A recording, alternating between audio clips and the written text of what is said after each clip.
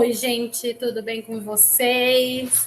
Bom, vamos aqui de um dos assuntos favoritos da professora de geografia de vocês. Hoje a nossa aula vai ser sobre América Latina. Pessoal, só aqui pedir desculpas, porque está muito calor e eu tive que pôr o ventilador aqui, tá? Então, se vocês ouvirem um barulho, é por conta disso. Bom, eu imagino que para a gente falar sobre toda a diversidade da América Latina, pensando nas constituições dos estados nacionais, pensando também no histórico que nós temos das populações originárias aqui, de toda a organização socioespacial anterior ao período colonial, a gente precisaria de pelo menos um ano inteiro falando sobre isso, né? Infelizmente, a gente não tem esse tempo. Mas o que eu quero trazer para vocês é um olhar um pouco mais voltado para a nossa própria identidade latino-americana, para a nossa própria identidade sul-americana. E para que a gente possa encontrar semelhanças e diferenças nos processos que nos constituíram enquanto América Latina, tá certo? Bom, então vamos lá, né? De maneira geral, o que nós temos? A América Latina, esse termo América Latina, ele vai surgir com o processo de colonização europeia que nós iremos sofrer aí durante alguns séculos da nossa história, né? É importante a gente falar que os processos de colonização tiveram espacialidades diferentes, tempos históricos diferentes, também dependendo das características originárias dos territórios que foram ocupados e também do próprio projeto de ocupação daquela metrópole que chega àquele determinado local. De forma geral, o que é interessante a gente lembrar? Primeiro, nós estamos num contexto de expansão do capitalismo mercantil, que se a gente for pensar nas aulas anteriores, seria aquela primeira etapa de integração internacional, em que nós temos a primeira divisão internacional do trabalho imposta através daquela diferenciação entre metrópoles e colônias, né? Para que essa primeira divisão de um capitalismo mercantil se estabelecesse no território latino-americano, é super importante a gente pontuar que para que isso acontecesse, nós tivemos um princípio, um primeiro processo de escravização das populações originárias e também, posteriormente, de escravização da população africana, certo? Isso também vai demonstrar para a gente uma série de características hoje que determinam até a própria organização populacional do continente latino-americano como um todo, né? Uma vez que a gente vai passar por processos extremamente violentos de genocídio das populações originárias, o que muitas vezes também vai favorecer que a gente não tenha um contato direto com esse reconhecimento das nossas origens, né, de como funcionava, de quem eram, de onde estavam, de como estavam organizados os impérios, os reinos, né, dessa população originária, uma vez que, para além do próprio assassinato das pessoas, nós também passamos por um epistemicídio, que eu sei que a palavra pode ser difícil, mas nada mais é do que a morte, o assassinato das questões culturais, das questões religiosas, das questões linguísticas que estão associadas a essa população. Então, não são só as pessoas que morrem com esse processo de escravização. É toda uma cultura pretérita que também vai embora junto com elas, né? Bom, e outra coisa que também vem junto com esse processo de exploração e que também é bastante prejudicial, né? Pensando na questão colonizatória aqui, é a permanência dos plantations e também do próprio processo de metalismo, né? Se nós estamos falando desse caráter de um capitalismo mercantil, nós partimos do pressuposto que nós éramos colônias bastante importantes para que a acumulação de capital fosse realizada nas metrópoles. Essa acumulação ela era feita a partir da exploração, da produção de produtos primários, fossem eles agrícolas ou fossem também os recursos naturais.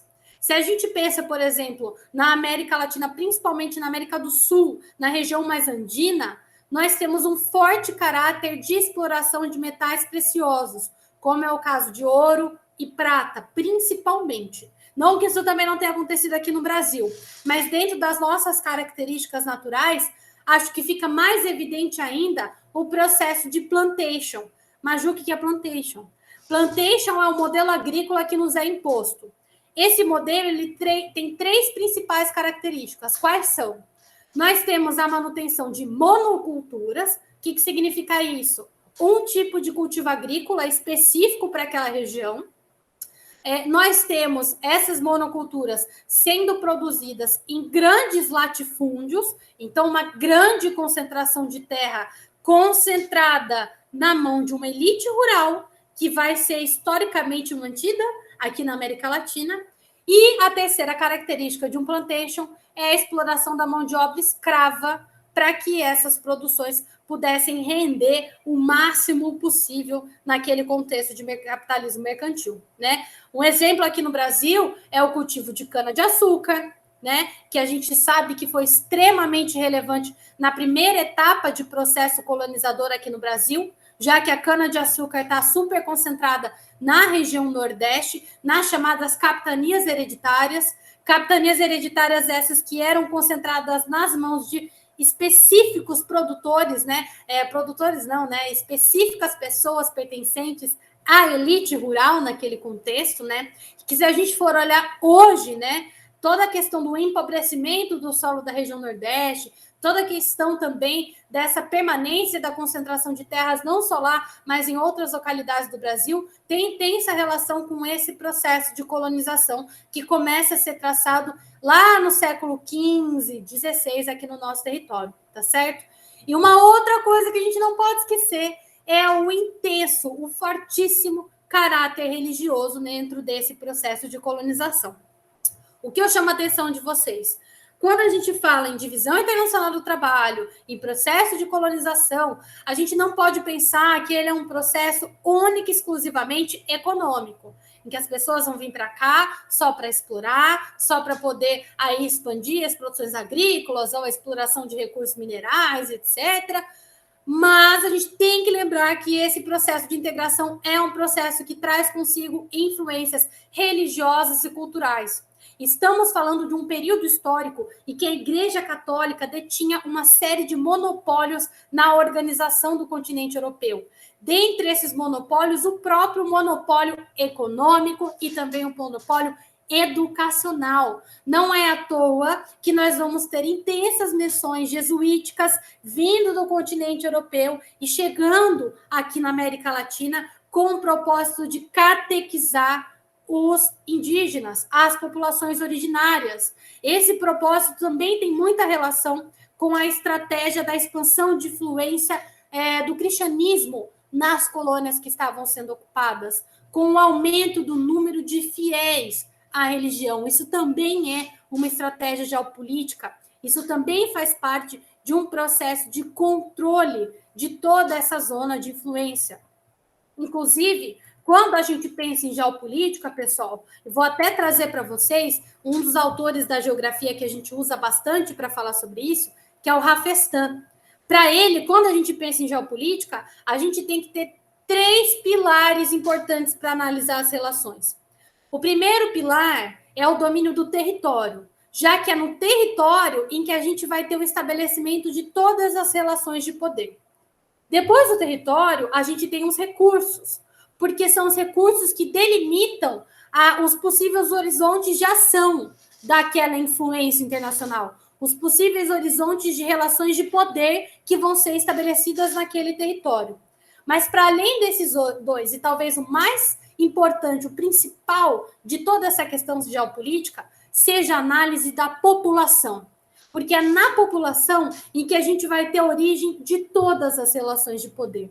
É a população que vai estar inserida na exploração dos recursos, é a população que vai estar se relacionando à organização do espaço, é a população que vai estar definindo, né, de certa forma, as transformações, as dinâmicas das ações que vão ser instituídas nos territórios. Por isso que quando a gente pensa no processo de colonização, de divisão internacional do trabalho, a gente não pode esquecer que esse domínio, essa influência, esse controle da população, principalmente aqui no nosso caso, população local, é extremamente estratégico para definir os horizontes das relações de poder. E como essas relações de poder vão estar definidas perante esse projeto de integração internacional que começa a ser um projeto eurocentrado. Inclusive, pensando nessa divisão toda, a Europa só se torna Europa a partir do momento que vai começar a estabelecer suas colônias na América Latina.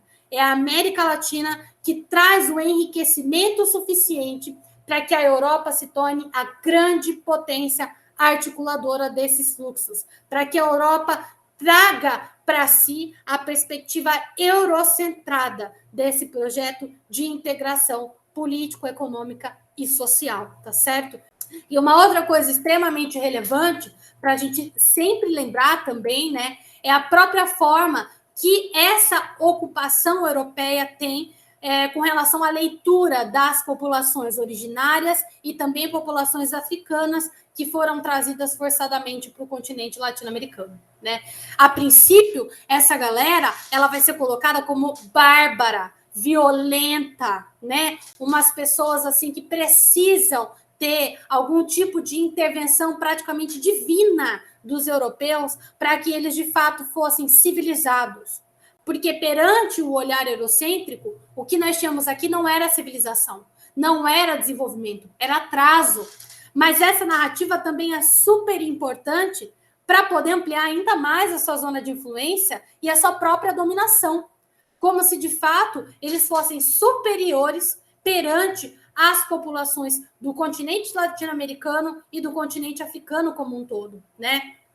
É interessante a gente notar que até nas escritas, nas cartas que eram divulgadas nesse início do processo colonizador, e também nas pinturas e outras manifestações que vão estar acontecendo aqui na nossa região, nós temos esse estereótipo do selvagem, do violento, do arcaico, do atrasado, muito bem definido na narrativa eurocêntrica.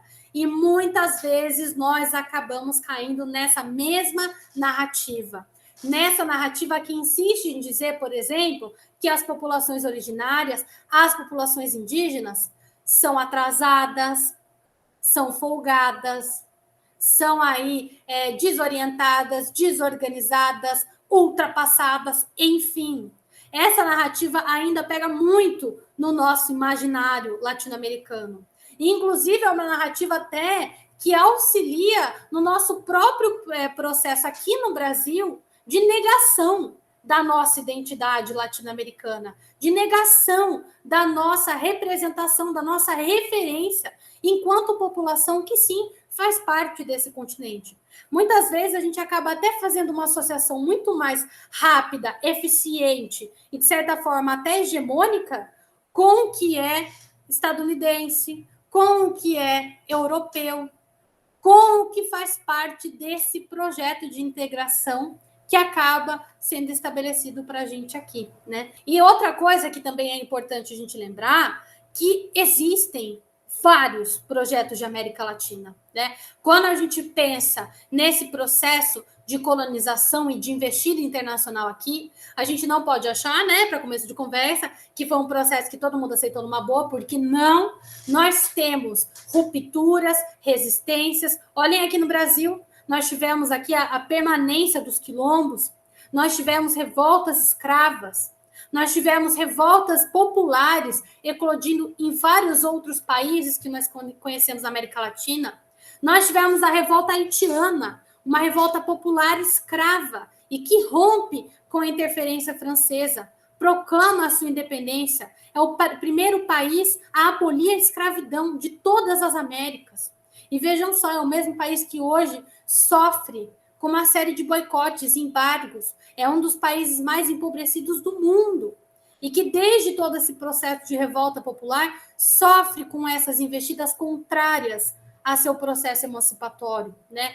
Aqui na América Latina como um todo, nós tivemos vários projetos de América Latina, vários processos de emancipação, rupturas, de instabilidades internas e externas que configuraram as próprias identidades nacionais, né? Inclusive, só voltando aqui no caso do Haiti, é um país caribenho e que quando a gente vai ver com quais são as identidades que eles mais se relacionam, não são com as identidades latinas, mesmo sendo um país da América Central. As identidades que os haitianos mais se relacionam são com identidades pertencentes ao continente africano, apesar dele fazer parte do continente latino-americano. Olha só que contraditório, né? Uma coisa que também a gente tem que levar em consideração é o próprio processo, né, dessas revoluções. Essas revoluções de ruptura, elas foram populares ou elas foram elitizadas? Elas estavam a serviço dos dizeres, das vontades da população, que era essa população explorada, escravizada, empobrecida, ou eles estavam sendo favoráveis aos interesses das elites, principalmente vinculadas aos interesses da metrópole? Veja o nosso caso aqui no Brasil. Nosso processo de independência, ele foi um processo popular ou ele só foi um processo que ali manteve os interesses da elite? Não, tudo bem, tá tudo certo, vou ali fazer o meu proclame da independência, mas a gente mantém os interesses que estavam sendo articulados aqui no território brasileiro, né? Será que talvez é por isso que a gente até tem uma certa diferenciação, um certo afastamento com outras nacionalidades latino-americanas, pensando que o nosso processo de independência e de autonomia é um processo extremamente elitizado, extremamente eurocentrado, né?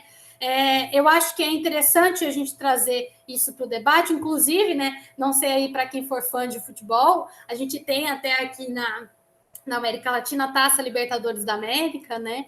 Que tem esse nome exatamente em homenagem a personagens importantes para esses processos de emancipação no decorrer, principalmente aqui, da América do Sul como um todo, né? Quem foram essas pessoas? Quem foram os grandes libertadores da América? Inclusive, tem até um debate para colocar o Dom Pedro aí, mas assim, né?